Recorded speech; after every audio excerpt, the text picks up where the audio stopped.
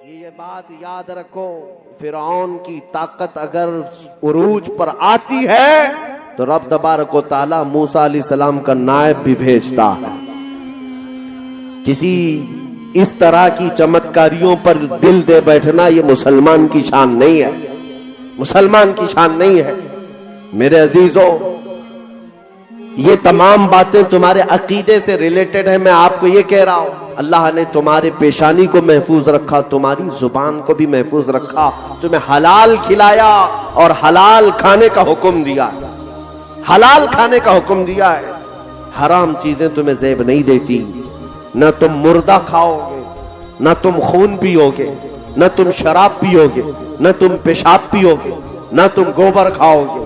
نہیں، اللہ نے پاکیزہ چیزیں دی ہیں، وہ پاکیزہ چیزیں ہی کھا کر دنیا سے جائیں۔ یہ بات صحیح ہے؟ ایمان والو، اللہ رب العزت کی ان عطاؤں پر شکر بجا لاؤ۔ اور اب کی بار ایک بات مجھے یہ بھی کہنی ہے، چلو تم جاتے نہیں کچھ حرام کھانے کے لیے، لیکن کچھ لوگ زبردستی کھلانے پلانے بھی آ جاتے ہیں۔ ایک صاحب آئے، انہوں نے کہا پیٹ میں بہت دنوں سے درد تھا، تکلیف تھی، بیماری چل رہی تھی، کئی جگہ علاج کروایا، اور ایک صاحب جو علاج کرتے تھے جڑی بوٹیوں کا، ان کے پاس گئے تو انہوں نے کہا گائے کا پیشاب پینا پڑے گا، کیا کریں؟ میں نے کہا پیٹ پھٹ جائے تب بھی پیشاب نہیں، دودھ پئیں گے، اس لیے کہ آج تمہیں آئے ہوئے ان نئی باتوں پر یقین ہو جاتا ہے کہ یہ پی لیں گے تو پیٹ صحیح ہو جائے گا۔ میں تجھے بتاتا ہوں، جس بابا نے تجھے پیشاب پینے کے لیے کہا ہے اسے پیشاب مبارک ہو، میرے مصطفیٰ نے ہمیں شہد کھانے کے لیے کہا ہے، اور قرآن کہتا ہے فیہ شفاء للناس، اس میں انسانوں کی شفا ہے۔ میاں شہد وہ چیز ہے جس کو پوری دنیا عزت سے دیکھتی ہے، اور اتنی مٹھاس کہ میٹھے میں اس کی مثال دی جاتی ہے۔ صرف میٹھا ہی نہیں، اس میں دوا بھی ہے۔ صرف یہ ہماری باتیں نہیں، سائنس بھی اس کے دوا ہونے پر مہر لگاتا ہے کہ شہد کے اندر کتنی زیادہ نفع بخش چیزیں موجود ہیں، لوگوں کے فائدے ہیں۔ اور آپ ان تمام چیزوں کو یاد رکھیں، کہیں سے بھی کوئی علاج آئے لیکن حرام طریقے کا ہوگا تو اس میں شفا نہیں ہوگی۔ ہمیں نہیں جانا ہے۔ کبھی کبھار عقیدہ اتنا کمزور ہو جاتا ہے لوگوں کا، بچہ رونے لگ گیا، کسی نے مشورہ دے دیا جاؤ فلاں پتھر کے اوپر تھوڑا تیل چڑھا کے آ جاؤ، جاؤ کسی درخت کے پاس ایک دھاگا باندھ کر کے آ جاؤ۔ یہ سب چیزیں اگر تم کرنے لگ گئے تو تمہارا ایمان کیسے مضبوط رہے گا؟ تمہارا ایمان کیسے مضبوط؟ کیا تم پتھروں کے عقیدے والے ہو؟ کیا تم درختوں کے عقیدے والے ہو؟ ارے وہ چیزیں ایسی ہیں جو اللہ نے تمہارے نفع کے لیے بنایا ہے، تمہارے لیے مسخر کیا ہے۔ چاند اور سورج کو بھی ہم پوجا نہیں کرتے کیونکہ اللہ تعالیٰ نے ان کو صرف ہماری روشنی کے لیے بنایا، ان کو ہمارے نفع کے کاموں کے لیے بنایا ہے، عبادت کے لیے نہیں بنی یہ چیزیں۔ ہم خانہ کعبہ کی طرف دیکھ کر نماز بھی پڑھتے ہیں تو کوئی یہ نہ سمجھے کہ ہم خانہ کعبہ کی عبادت کرتے ہیں، ہرگز نہیں۔ خانہ کعبہ کی کوئی عبادت نہیں کرتا، بلکہ وہ ایک سینٹرلائز کرنے کے لیے، سب کے چہرے ایک طرف کرنے کے لیے مرکز بنایا گیا، صرف چہرہ کعبے کی طرف، لیکن عبادت اللہ کی ہوتی۔ عبادت کس کی؟ اللہ کی۔ میں آج عقیدے پر بات کر رہا ہوں آپ کی، آج عقیدے پر بات اس لیے کر رہا ہوں کہ حالات ایسے آ گئے کہ لوگ یہ سوچنے لگ گئے کہ تھوڑا سا بہت ادھر ادھر کر لیں تو کیا ہو جاتا ہے۔ نہیں، بہت ہوتا ہے۔ یا تو پھر تمہارے پاس دو ہی آپشن ہیں، ایمان کا دامن پکڑے رہنا ہے، حضور کے قدموں میں رہنا ہے، تو پھر ان تمام باطل عقیدوں سے توبہ کرنا ہوگا۔ کبھی کفر کی طرف منہ اٹھا کر نہیں دیکھنا، کبھی شرک کی طرف چہرہ نہ کرنا۔ اگر آخرت میں جنت چاہیے، آخرت میں رسول اللہ کی رفاقت چاہیے، آخرت میں رب تعالیٰ کی بخشش چاہیے، تو پھر دنیا میں تمہیں کفر اور شرک کی طرف نہیں دیکھنا ہے۔ اللہ کے ساتھ کسی کو شریک نہیں ٹھہرانا، کسی اور کے سامنے اپنے سر سجدے کے لیے نہیں جھکانا، حلال چیزوں کو اپنا رزق بنانا، حرام چیزوں سے اپنے آپ کو بچائے رکھنا۔ آج کے لیے تمہارے لیے بڑے چیلنجز ہیں. اے سنیوں، اپنے بچوں کی یہ تربیت کرتے جاؤ کہ حالات جیسے بھی سخت ہو جائیں تم اپنی روایات پر قائم رہو. اللہ کی مدد آ کر رہے گی انشاءاللہ. اللہ کی مدد آئے گی. ہو سکتا ہے کبھی بھوکا رہنا پڑے، ہو سکتا ہے کبھی ہمیں پریشان حال ہونا پڑے، لیکن رات کے بعد اجالا تو آتا ہے. رات ہمیشہ نہیں رہتی، سورج نکلتا ہے. ہماری زندگی میں اگر کٹھنائیں آئی ہیں، مصیبتیں آئی ہیں، تو ان مصیبتوں کے اندھیرے کو چھٹنا ہے اور ایک دن اجالا آئے گا. ایک دن اس امت مصطفیٰ پر آب و تاب کے ساتھ چاند چمکے گا اور پھر تمہاری کھوئی ہوئی عزت و وقار تمہیں واپس عطا کی جائے گی. شرط صرف اتنی ہے، اللہ قرآن میں فرماتا ہے قل ان کنتم تحبون اللہ فاتبعونی. اے محبوب آپ ان سے کہہ دے اگر تم اللہ سے محبت کرتے ہو تو میرے پیچھے چلو. حضور کے پیچھے چلنا ہے، حضور کے طریقے پر چلنا ہے، حضور پاک صلی اللہ تعالیٰ علیہ وسلم کو شریعت کا اصل ماننا ہے. تو کیا ہوگا؟ یحببکم اللہ، اللہ خود تم سے محبت فرمائے گا. امام مجدد الف ثانی رحمت اللہ تعالیٰ علیہ، ابھی آپ کا عرس مبارکہ آج ہی ہے، تقریباً آج ہی ہے.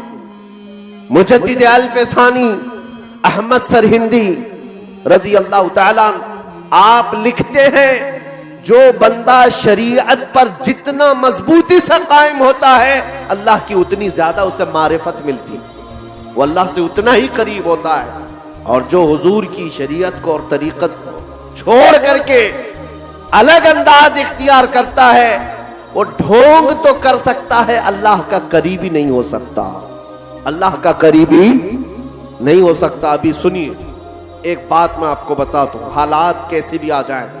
حضرت شیخ عبدالحق محدث دہلوی فرماتے ہیں کہ آپ جب ہندوستان تشریف لائے تھے علم حدیث کا کام کر رہے تھے، حضور کی حدیثیں بیان کرتے لوگوں کو.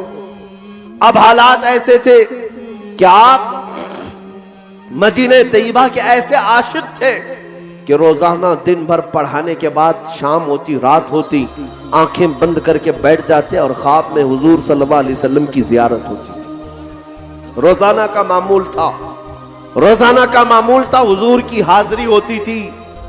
وہ حضور پاک کے دربار کی زیارت کرتے تھے مراقبے میں، مکاشفے میں. ایک دن ایسا ہوا حضرت شیخ عبدالحق محدث دہلوی جا رہے تھے، راستے سے گزرتے ہوئے ایک بیابان تھا، ویران جگہ تھی، وہاں ایک جھوپڑی تھی، اس میں ایک بزرگ بیٹھے تھے، مریدین کثرت سے تھے. سنو، پیر کیسا ہو مرید کیسے ہو، توجہ، جس کے بھی پیچھے چل پڑتے ہو یہ ہمارا ایمان نہیں ہے.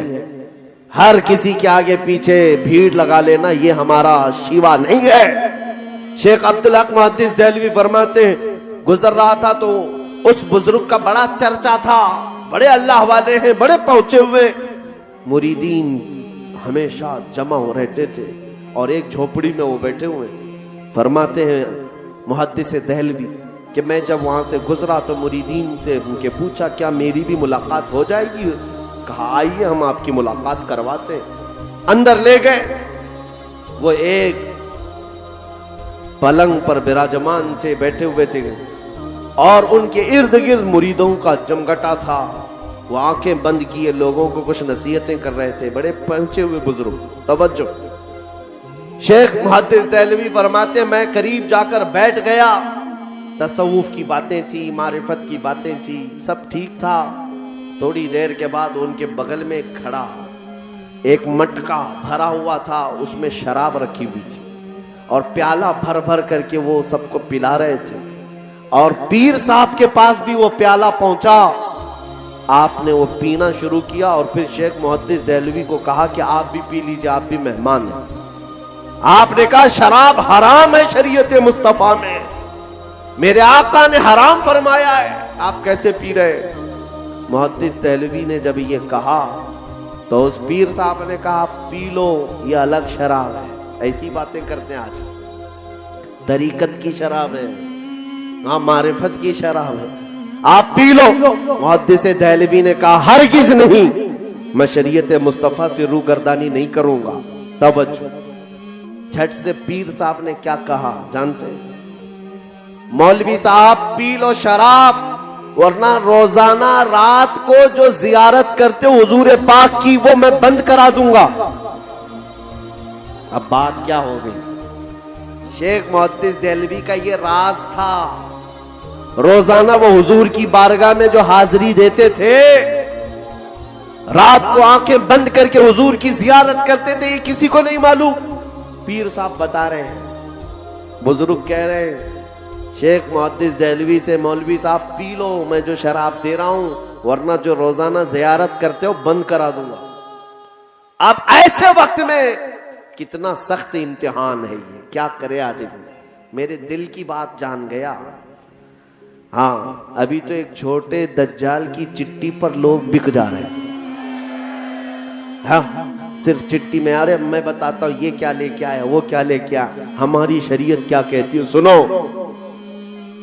पीर बोल रहा है कि रात को जो तुम जियारत करते हो रोक दूंगा।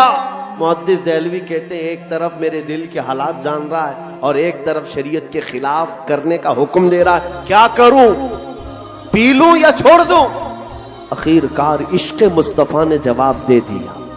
मुहद्दिस देहलवी कहते हैं मैं ये मामला हुजूर की बारगाह में ही रखूंगा। जब मेरे आका आपने शराब हराम करार दे दिया है तो मैं एक कतरा भी जुबान पर लगा नहीं सकता। वापस वहां से उठकर चले आए। इतनी बात तो हो गई, लेकिन मेरे अजीजों, उस बाबा ने सिर्फ ढकोसलेपन से तीर नहीं चलाया था अंदाजे में। जब रात का वक्त हुआ, शेख मुहद्दिस देहलवी अपने मामूल के मुताबिक बैठकर आंखें बंद करके बारगाह मुस्तफा की हाजिरी करना चाह रहे थे, तो देखा वही झोपड़ी वाला पीर उनकी आंखों के सामने खड़ा है। कहता है मौलवी साहब, क्या मैंने नहीं कहा था मेरे हाथ की दी हुई शराब पी लो, वरना मैं तुम्हारी ये जियारत बंद करा दूंगा, मैं तुम्हारी जियारत नहीं होने दूंगा। अब और बड़ा इम्तिहान है। कह दिया था दिल की बात, वो तो ठीक थी, लेकिन यहां तो आंखों के सामने खड़ा हो गया है, मुझे तो जियारत भी नहीं होने दे रहा है। आप उस वक्त भी जमे रहे अपने दीन पर। कहा मैं शराब तो नहीं पीऊंगा। रात गुजर गई, दूसरा दिन